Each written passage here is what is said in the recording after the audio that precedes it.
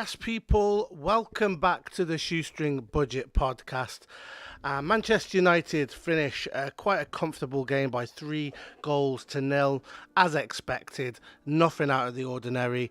And it was a nice, solid performance, I thought. I don't think it was anything too dramatic happened. I thought first half we started off quite slowly. There was we had all the possession, but we didn't really penetrate that Sheriff low block. But we get the 3 points, which obviously is massively important going forward in this tournament.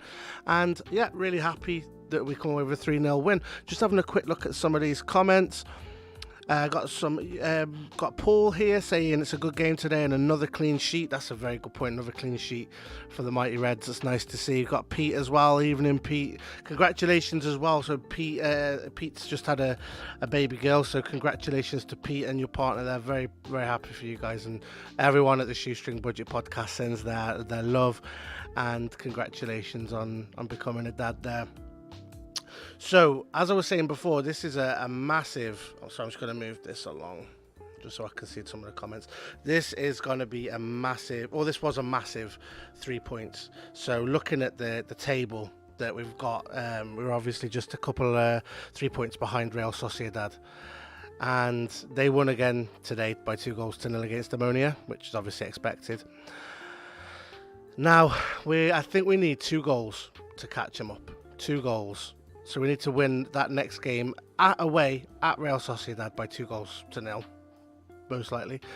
After we were mercilessly robbed in that first game, I must say I thought we were poor in that first game, but yeah, we should never have conceded that penalty. So it's all uphill battle. I'm just looking now at who we could be playing in the next round, and this is why I know I'm very vocal about it. So obviously, you've got Barcelona have just dropped into the Europa League. You've got Rangers, Atletico Madrid, AC Milan, who looking like they could be coming into there as well. There are so many teams that can cause Manchester United issues. Just trying to have a look at some more here. Obviously, Rangers went out to and Ajax, of course. Ajax are it's going to be an interesting one that we could end up playing. Obviously a match that Erik ten Hag will know all about. Just having a look here. Check my link and comment I posted on the group chat. Bruno is unreal. I will do, actually. Let me have a quick look. So Pete's just sent me a link here. Or was it Paul? Sorry, Paul sent me a link. Bruno Fernandes made 3 key passes and created 3 big chances tonight. He's been doing this all season, but people think he's poor because they're not finishing chances that he creates. I think that's a fair point. You know, it's difficult. Evening, Craig. It's difficult because Bruno Fernandes, he's been a really divisive character for Manchester United this season, and I've enjoyed a lot of his performances. There have been some where he's sort of hit and hoped, and I always find them are the games with Cristiano in. Maybe tonight was bucking that trend a bit, but. Yeah, I'm glad to see he's sort of getting a bit of recognition again. We're starting to find the old Bruno that we had when he first joined Manchester United. So tonight was very, very stagnant, very expected result. And I predicted 3-0. And we got it. I said 2-0 yesterday, but in our match build-up that we had today, me and Tom both boosted it up to a 3. One player we haven't spoken about yet, but we will do in the player ratings, is Alejandro Garnacho, Goat Nacho, as he will now be known on this channel. He is incredible. We need to start this guy. On the weekend against West Ham, put this guy on the pitch. He is so... what's the word? He's so aggressive, he's so exciting, and he just runs at defenders, and that is exactly what we need. I can see a lot of people in the comments as well talking about the Anthony spin that caused a bit of a stir, strangely, by pundits. I love seeing a bit of that. It's an entertainment sport at the end of the day, you know. I know the end ball that he had after that spin was terrible, but... And Erik ten Hag, to be fair, didn't look impressed. You should definitely see the clip of Erik ten Hag's face when he saw what happened. So it was a bit wasteful, but I don't think it needs to be a big topic of discussion. Certainly not by pundits. Just it's something that happened. Move on. Let it go. But there seems to be a narrative building around Anthony, certainly from ex-players and pundits, and I don't like it. I think he's been one of our top performers this season. So Asif has put, thank God we did not choose Poch. Erik ten Hag is way better. Totally agree. I said just after half time that Erik ten Hag has transformed this club in just a small space of time. The way we attack, the way we defend, it's just so intense, and we're only at the beginning stages of it. Let's be honest, we've still got a long way to go, and the early signs are beyond promising, aren't they, really? Garnacho has just showed Sancho what not to do and what to do. He took his man on time and time again, man of the match, without a doubt. Agree with that. I mean, he's just got such youth. He's very similar to Anthony, and that's what I've been saying I want to see from Jadon Sancho. The willingness to take on your man, the willingness to lose the ball but still try and go for it, just make something happen. And even though obviously it's difficult to gauge tonight because, no disrespect to Sheriff, but they're not, a Premier League standard team. They're not. It's not like he's just done that to, to West Ham or someone. But based on what I've seen, he is a player that looks like he just loves to drive at them and try and create something. On a different day against a different team, he could have had a couple of assists today. When there's a little bit more space, certainly if we go on a counter-attack. I just really like him. I think he offers something so different. I am interested to see him, Rashford and Anthony as our front three. Just that speed and that intensity, because again, Rashford loves to run at people, as does Anthony. So imagine all three of them running at you. It's exciting for us, isn't it? But not for the opposition. Pete's put here, direct and puts fear into defenders. Garnacho looks like a top talent. Brilliant point. Really is. He's looking great. I'm really excited to see what he can do. Craig's put here, Ten Hag just got asked a question about Anthony's spin. I'm lost for words. Honestly, it's for years now. I'm going to just put this out there because this is how I feel straight after the game. This is why I do this after the game. But it seems that we've had nothing but negativity at this club for years since Fergie's left. And whether that be the performances on the pitch, granted they've never been good enough since Fergie left. Whether it's the performances on the pitch, whether it's a manager making a tough decision, as we saw with Erik ten Hag and Cristiano Ronaldo, or whether it's a spin, a player doing a spin, a 360 or two 360 spins at 0-0 in the 30th minute.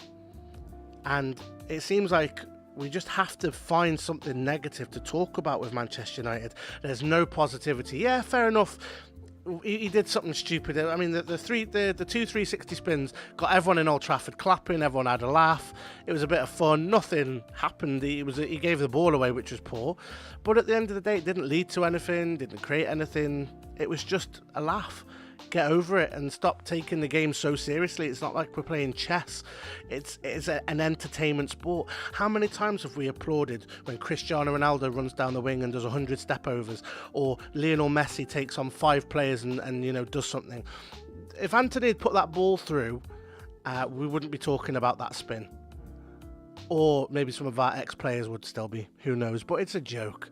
Just get over it, man. It was something that happened. It was nothing. It was a nothing moment. Just move. But it's ridiculous. These pundits and ex-players are really... They've got to have some deal or something going on with the Glazers or with someone. They have to just be constantly looking at little niggle issues as opposed to the bigger picture at with the issues at Manchester United. They just focus on, doing a couple of 360 spins over the parasites of ownerships that we've got. Do you know what I mean? Get over it. Garnacho is a breath of fresh air, some energetic, so direct, offers something different. Does he get a chance on Sunday? For me, Craig, absolutely he has to start. Without a doubt. I've seen Jadon Sancho, I've seen Elanga, and Garnacho has put both of them to bed. For me, Elanga was really good when he came on the weekend as well, but Garnacho for me, just because he's so tenacious and he's young and vibrant and going for it. Rashford came on today and looked amazing. Finally found himself as a footballer again. I said this, if you watch our Rise and Fall of Marcus Rashford video, make sure you watch the entirety of it. The title can be a bit misleading and people can think it's me having a pop at him. I really implore you to watch it, because it says very clearly in there that we are going to start seeing the best of Marcus Rashford under Erik ten Hag. Erik ten Hag came out at the start of the season and said, I want Marcus Rashford. You can see why. You can see how Marcus's career is going to skyrocket under working with Ten Hag. I guarantee it. He's really looking good now. All the subs played great, influenced the game again. Erik ten Hag subs are just spot on every time. Pete, sorry I butchered your comment there, but yeah, perfect point. He knows when to bring on a player and when to influence a game. He's got his game management is on another level. Delighted for Donny today. He came on and the reaction from the crowd was amazing. He put in a decent performance as well. It's time for Donny now. This is the Donny van de Beek time. He got injured at a really awkward point. He's coming into a team now where the midfield is actually very, very good, which I'd never say about Manchester United. And he's playing under a manager that will pick him if he's playing well. He hasn't got to worry about, I mean, for all his faults, Ole Gunnar Solskjaer always had the same players. No matter if they played well or if they were terrible, he would pick the same players constantly. He hasn't got to worry about that now. We've seen that with the treatment of Harry Maguire. We've seen that with Cristiano Ronaldo as well. You know, if you don't play well, you don't get in the team, no matter who you are, no matter what the name is on the back of your shirt, doesn't matter. It's all about playing for what's on the front, and I like that about Erik ten Hag. But very good point. And Old Trafford today, that reception will do him the world of good. Really, really well. Shawberto needs a shout out. He was superb again. We're going to do the player ratings in a sec. It's not going to be a long stream. It was a very normal performance. It's exactly what I expected from Manchester United today. Would have liked us to score a few more and maybe, you know, got a bit of confidence in front of goal, but it is what it is. But yeah, Luke Shaw, really, really good again. 100% agree with what you said about Ten Hag and Rashford. Yeah, as Pete said, Shawberto was class. And my gut feeling says we will end up with silver this season.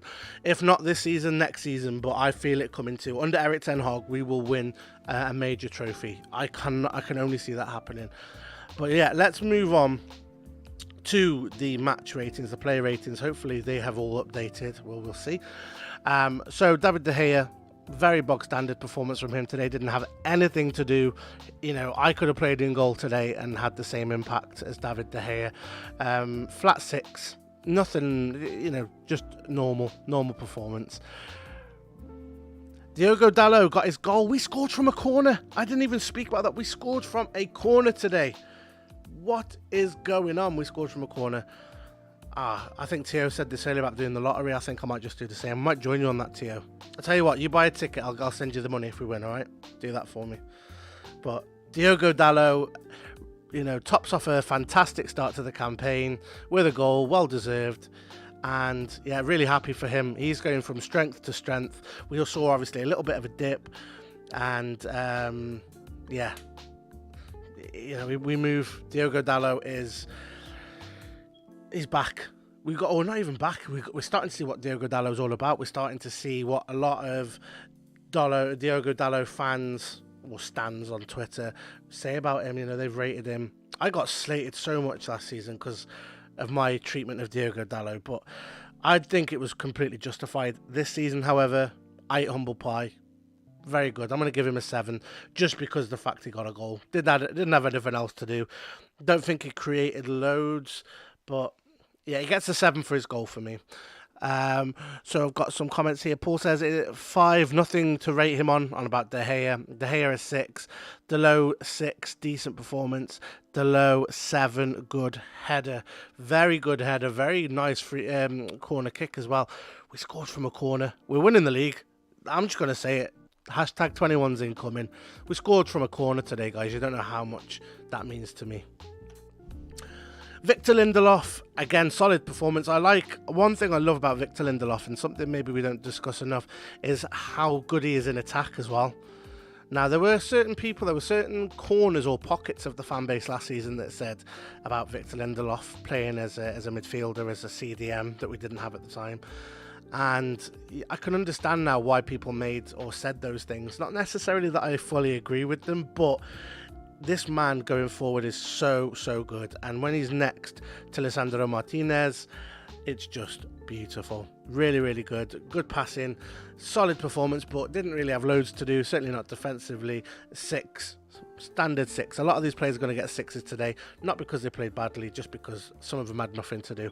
But I do want to highlight how good Victor Lindelof is at going forward, and how vocal he was today as well. There was a chance, or there was something that Sheriff created in the second half, and ended up being a cross that David De Gea just sort of picked up. But Victor Lindelof, straight away, hands up in the air, shouting, who's got which man, who's doing this, who's doing that. And it just shows that he's really stepping up. And yeah, I've got a couple of comments coming in about Lindelof. Lindelof was a 7, solid, very good on the ball. Lindelof was decent, 6.5, was really... 6.5, really think he's a better partner for Martinez while Varane is out, without a doubt. Without a doubt. Now, we spoke before the game on the build-up whether or not it would be him or Harry, because obviously Harry was fit, and we said we both said we hope it's Varane. There's no way that Harry Maguire can start. He's almost like, 4th, 5th on the list now. You've got Varane, or 4th, you've got Varane, you've got Lisandro Martinez and Victor Lindelof all above him in the pecking order before you even get a look at Harry Maguire. This man Martinez, I love him. I just love what he brings to this club. I really do. To be honest, I can't even remember seeing him. Can't even remember seeing anything he did tonight, to be honest. Lecce, very good.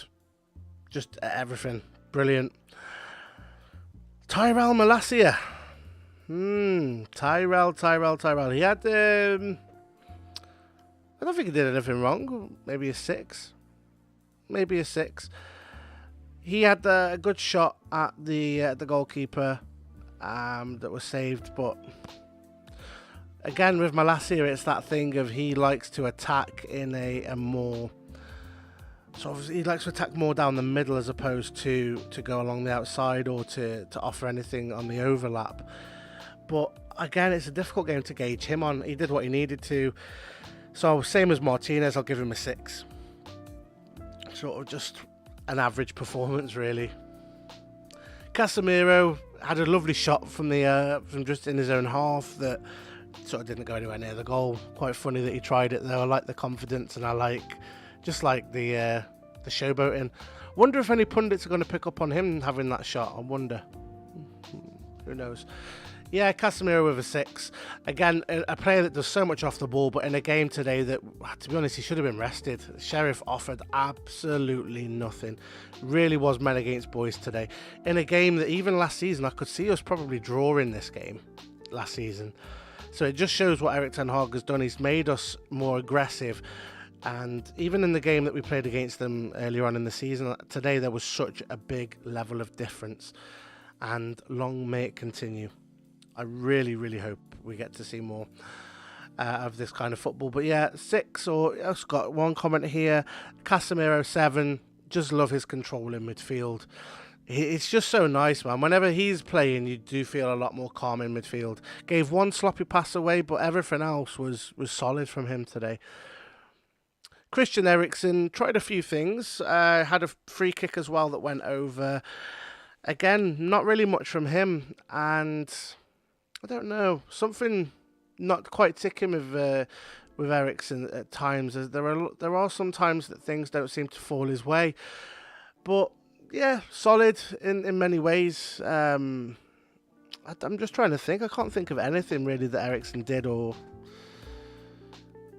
no, just average from him. 6. A lot of these are 6s, to be honest. There wasn't anything that anyone did, apart from maybe 1 or 2 players that sort of went above and beyond the call of duty, as it were. But yeah, 6. Got some comments that are coming in now just about previous scores. Malacia was nonetheless with a solid performance. Solid performances from everyone. But again, I will say it's nice to see solid performances in these kind of games. You know, we said yesterday, and we've said it before, these are the games that you switch off in. These are the games where you think, oh, it's only Sheriff, who are they? You know, we can walk it. And, you know, today we weren't complacent, we just dominated, which is what you expect. Not me praising them for dominating, it's what you expect, but still it's nice to see that we are back on that track, which is good. Bruno Fernandes, I'm going to go with a higher score of, well, based on what Paul sent me, I'm going to go and give him between a 7 and an 8 today. So, created a lot of chances. I'm just going to reread that post out, if it's still here. Bruno Fernandes made 4 key passes and created 3 big chances tonight. So, against a low block as well, which is obviously very difficult to penetrate, he was making it happen. Give this man an informed striker that fits in Erik ten Hag's system. This guy is getting some mad levels of assists. Put this guy in a Man City team, the assists he would get in that Man City team are astronomical. And we need someone that can finish the chances that he seems to be creating. Bruno 7.5. Bruno is back on song, says Pete. I agree, Pete. He's looking stronger and stronger. He's looking like he's getting more confidence. I think that goal against Spurs has given him a bit of a lift that he needed. It obviously dragged a couple of games before that, but his work rate is so unspoken about this year. You know, he covers every blade of grass, and yeah, solid. Good captain's performance, I think. Anthony, oh wow, you know, he did them 2 360 spins, so yeah, he's got to be given a 1 or a 2 today. Absolutely shocking, cost us the game, and yeah, should never be playing in the red of Manchester again. Just really sort of a terrible, you know, nanny regen, really, you know. Shocking performance from him today. Those 2 360 spins, like, I hope I never see a Manchester United player have fun with a football again. See, now I can get a job on BT. Just that was my audition tape for BT. No, this guy, I really love Anthony. I love the shithousery, and you know what? I'm going to go with a 6 or a 7. 6 for Anthony. Did nothing, didn't create much. Had a bit of fun, had a bit of a laugh. Not his best game, but not his worst. But Pete's put Anthony a 7 just for the spins. Yeah, do you know what? Just for the spins. And to stick one to BT, I'm giving you a 7 today, Anthony. You were one of our better players just for them spins. Them spins won us that match. I don't care what anyone says. Now, the GOAT. As you can see, the terribly cropped picture we had to put together last second because we didn't expect this man to be starting today. Wow. What a performance from Alejandro GOAT Nacho. Man of the match. So direct, so aggressive, so tenacious, everything that you want in a winger. He's getting an 8 or an 8.5 from me. I'll allow an 8.5 as my absolute top score. But shame that he didn't really have an end product today. That was the only thing that sort of let him down, was his final pass or his final shot. There was one just before, I think it was before he went off, that he got from a corner and he just curled it over. It was so close to going in. And I'm just so excited about this guy. And I think what he did tonight was give a really good performance of himself and a good account of himself.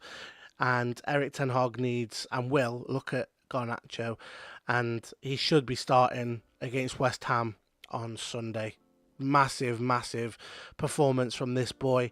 And he offers us so much. He offers us pace, intensity, directness. He also offers us a fresh pair of legs should Jadon Sancho start and get hooked off again. You know, we brought on Fred against Chelsea last week. Now you can see what Garnacho brings. Why not bring him on? Why not let him have a run at him? But yeah, good performance from him tonight. Asif said 8 for Garnacho. Pete's put Garnacho 8.5. Very good performance for a kid. Just needs the final product. Totally agree with you there, Pete. It will come. He's a kid. At the end of the day, you know, he's got a lot to learn. He's a big fan of Cristiano Ronaldo as well. It was nice seeing them two link up today. And I know this guy's going to go on to great things. You know, this is our Ronaldo regen potentially. But let's just keep him good and let's give him chances, which he will get under Erik ten Hag. The GOAT, the man whose shadow has been looming over Old Trafford. The man who has caused more stories to be written about Manchester United in the last week than they probably have been in the last month. The talking point of everything United has been Cristiano Ronaldo this week. Now, we spoke about this on the build-up to the show or the build-up to the match, and we said, is it right that he's starting? And, you know, do you think he served his punishment, etc.? The general consensus is that, you know, he's apologised, he made a mistake. We should all be forgiven for mistakes at the end of the day. And it's nice to see him back. And the most important thing, it was so nice to see him come back and score. The look on his face when he missed that chance, he curled it sort of past the post. The look of pure sadness on his face, it broke me. I looked at him and I just felt so sorry for him. I've been so critical of Ronaldo over this whole thing that's gone on with Ten Hag, and I still am fully on Erik Ten Hag's side with what happened. But I don't want any bad for Ronaldo. He's still the GOAT. He's still a Manchester United icon. He's still, you know, such an amazing player that we've all followed growing up. And to see his face when he missed was just heartbreaking. So I was so relieved for him, as was most of Old Trafford, when he finally put the ball in the back of the net. For me tonight, the GOAT is getting a 7, maybe an 8, 7.5. He got on the score sheet, did what he needed to do, missed a couple of big chances, which you would normally expect Ronaldo to score, but the guy's getting old, and he's starting to realise it. The fans are starting to realise it, and nobody likes it, but it's the truth. Sometimes we don't want to see what's in front of us. Pete's put here, Ronaldo 7, should have scored a few more than he did, and I love the new celebration. I'm not sure what that new celebration is in relation to, you know. When I first saw it with Anthony, when Anthony and him did it, I thought it was fantastic, thought it was hilarious, but then this time felt a bit, I don't know if it's towards maybe, you know, obviously the passing of his daughter last year. I don't know if it's some relation to that, because it's quite angelic and peaceful.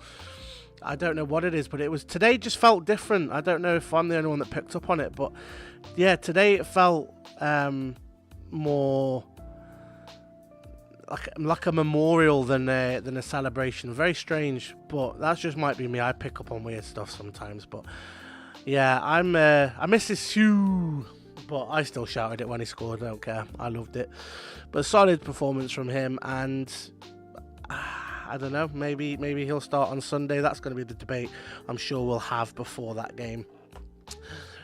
Just going quickly through the substitutes, and there were a lot of substitutes, and so Scott McTominay 6 did nothing, did what he needed to do.